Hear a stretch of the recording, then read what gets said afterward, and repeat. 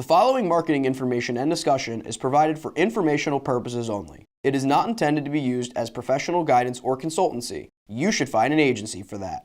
Comexis is a digital marketing agency, so feel free to hire us. But otherwise, just enjoy the show.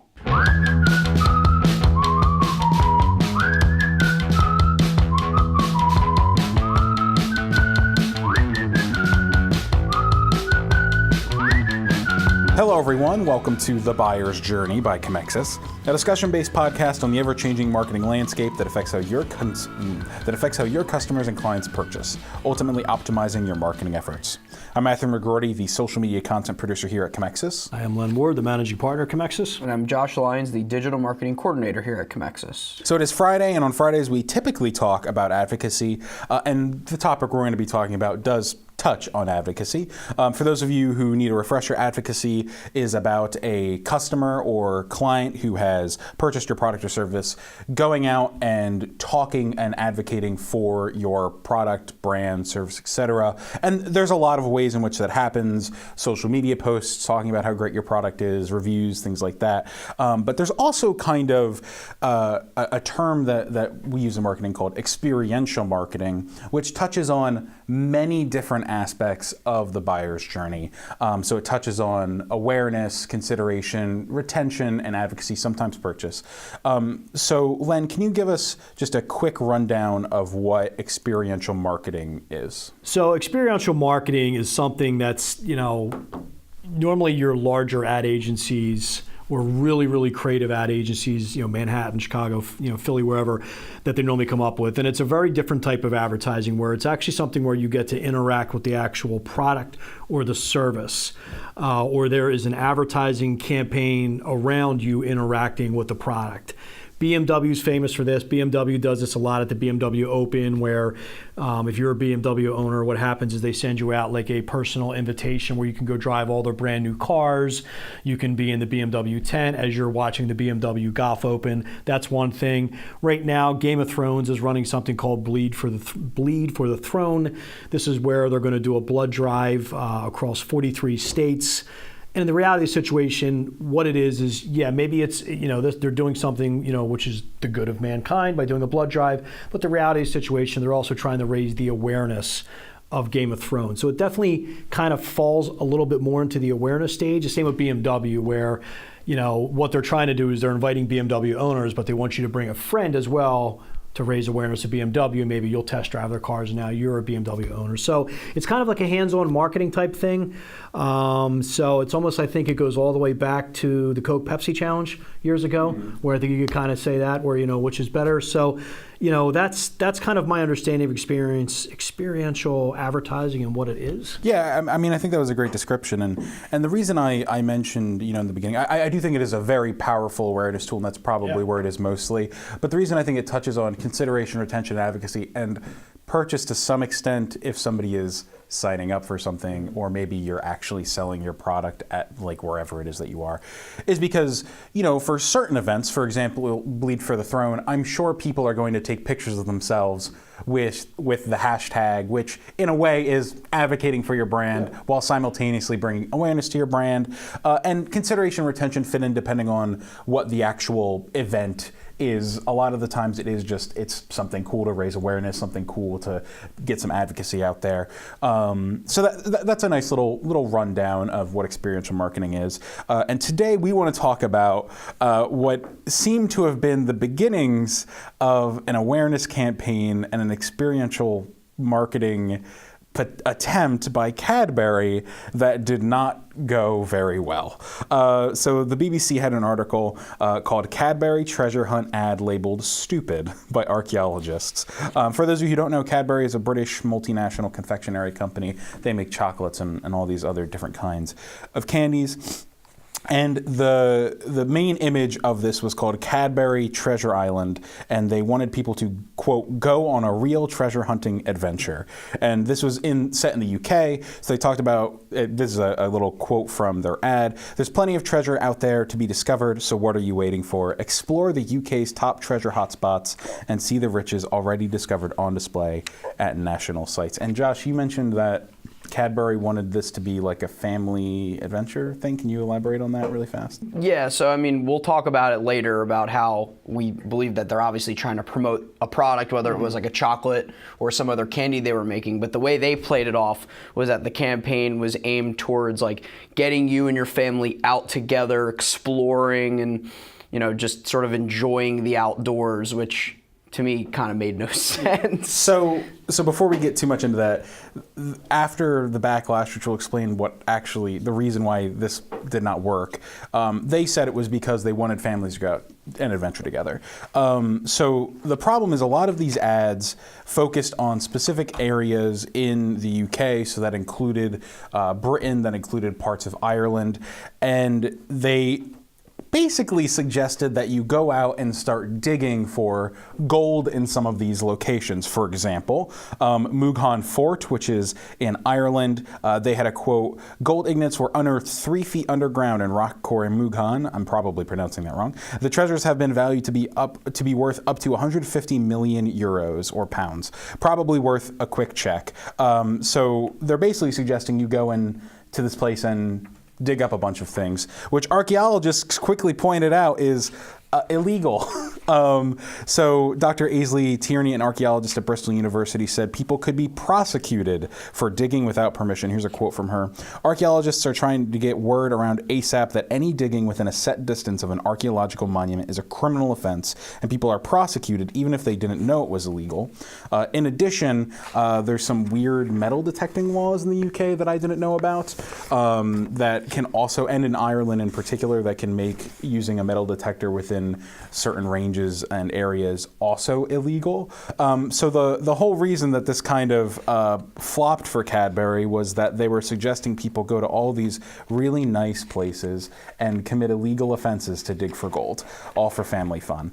And in addition, the Mooghan Fort example, that is not a picture of Mooghan Fort. You'll be able to check these images in the blog description, so you'll see exactly what we're talking about when they show their little ad. But it's a lot of questionable things here. Dr. Tierney said to suggest a quick check is intensely stupid and deeply illegal. And she mentioned that the Republic of Ireland has strict rules surrounding the use of metal detectors. Folks, what do we think about this? Horrible. I mean, obviously, this was the beginning of an awareness campaign, like we said, to roll out a treasure chocolate bar, some sort of candy that had to do with doubloons, treasure, you name it. Obviously they were getting ready to do something like that, and it just failed, spectacularly.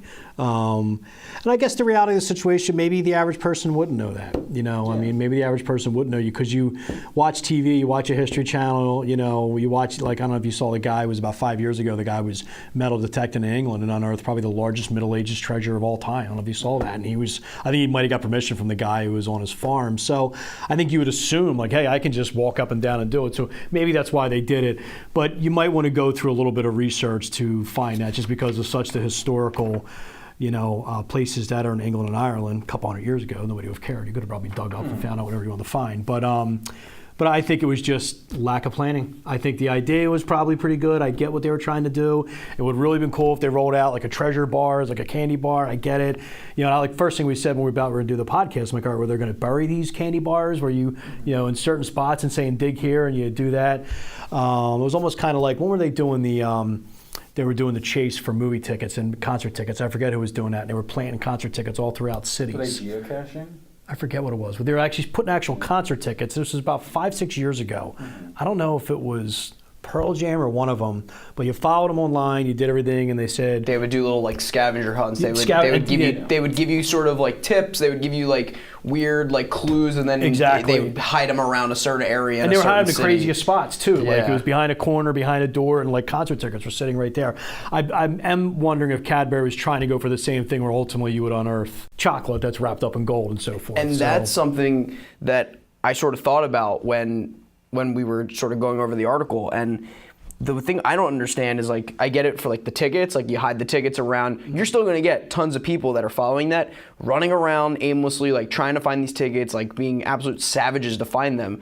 For the example that they use, saying that the treasures have been valued to be worth 150 million euros like, what do they want people to do? They want to get like thousands of people to start Showing like up with, throwing punches to try and pickaxes. get things that are worth 150 million euros. So, like, I don't understand like if that was just supposed to be a joke, or if they really like were trying to push something out that was, you know, maybe the chocolate bar ended up being worth 150 million euros by the time the campaign was over. But it just seemed so like random that they were valuing whatever it was worth at that price, and they were expecting families to go dig it up, which ended up being illegal. Yeah, and one of a couple of the archaeologists mentioned this BBC article, mentioned that an alternative to this, if they really wanted to have families like go out on adventures, teaming up with a museum or something like that, which I guess arguably less fun than digging up, you know, a bunch of gold and ruining a monument, but also significantly more legal.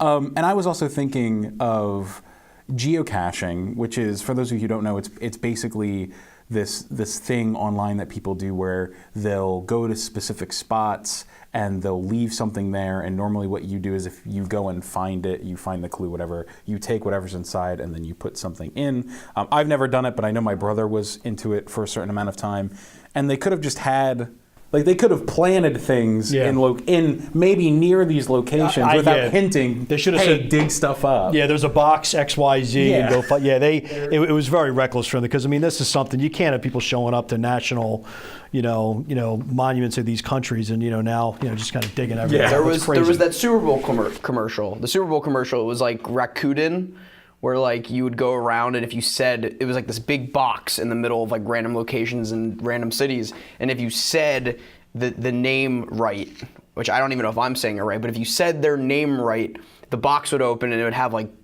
money in there for people. And it was like, I remember seeing it during the Super Bowl, and that's what you just reminded me with, like the geocaching, where I don't know if it was real. It might have been, just part of the way they advertised it, and it was sort of like it was a play on, but it was cool because it was the same idea where you went up to these random boxes around the city. If you said the name correctly, because it's not a brand I've heard of before, so they're probably just trying to get a lot of awareness out of it, and you said their name, and the box opened, and there were like hundreds of dollars, and people got all excited and stuff. So I guess it's the same idea as that. Yeah. But there is the moral of the story. So you said you can't even pronounce the name. Yeah, I don't even. They were. But now I'm thinking about it. For companies like this, experiential marketing, you need to be a company that already has a true brand presence already.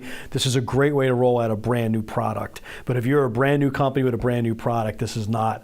Unless you have, unless it's something that's really, really cool that catches on fire, socially, that's great. But I think that there's still, when you're going down this road, you still want to kind of think traditional, meaning the awareness stage and things like that. And this is kind of really big, grandiose awareness type thing. The one thing that actually popped in my head, like when you said that, was like when Snapchat did their whole spectacles. Yeah, they did. And I remember they had the vending machines. One was actually on Temple's campus, and you had lines going down the street to have the chance to purchase them. And there's only a max of like 500 or whatever. My professor actually, like, I was in my social media marketing class, and he said that he wanted to go get them, so we all got up, went outside, went to the vending machine out on campus, and like we sort of got out early to go see it all happen. So it was the same idea where Snapchat, who's already like a big player in everything they do, wanted to roll out that new glasses. That was cool. And it allowed people, you put them on campus, people got to line up, they got like the first taste at it because they didn't put it out to anyone to buy yet. It was like first 500 people got to purchase it, and it was a cool way for them to, get exposure and use that experimental marketing to at least show awareness of this crazy product. And I tried it. It was really cool. Yeah, absolutely. Unfortunately, I don't think that product did very well. But no. And here's the irony. You have Google glasses that went away, Snap glasses went away, but you see who's about to announce glasses? Who? Apple. Oh. Apple's about to roll out glasses. Way. I just read that. I'm like, you got to be kidding me. You got to figure, Apple's probably looked at the two failures and said, all right, here's how we're going to perfect it. The new AirPods came out today. Oh, yeah, I heard about that. Yeah. So just to put a little bow on this, one final thing that I want to mention with experiential marketing is that a lot of the times it helps to make sure that whatever it is that you're doing is somehow relevant to your brand or the product that you're trying to launch, which is why we mentioned that if Cadbury Treasure Island is a brand that either they've had before or they're a new product they're going to be pushing, that it makes sense that they would try and do the setup and then maybe have the reveal be phase 2. And one of the great examples I can think of for this is, for example, Amazon Prime having that Amazon Prime Day truck where it drove around and it looked really flashy and stuff like that. But the one thing that the truck did was it was parked there and had a really good deal on some item, and you could only get that deal and savings if you were actually at the truck. They still do it. Yeah, I know. Yeah, I get texted all the time. I've been trying to remove my name on his text. So that's just one example of something that obviously works really well for Amazon, but is kind of a cool experiential marketing thing as well. So thank everybody for tuning into today's episode of The Buyer's Journey. Check us out on Comexis.com, YouTube, and anywhere you can get your podcasts. And please follow us on Twitter at Buyers_Journey. Thank you very much.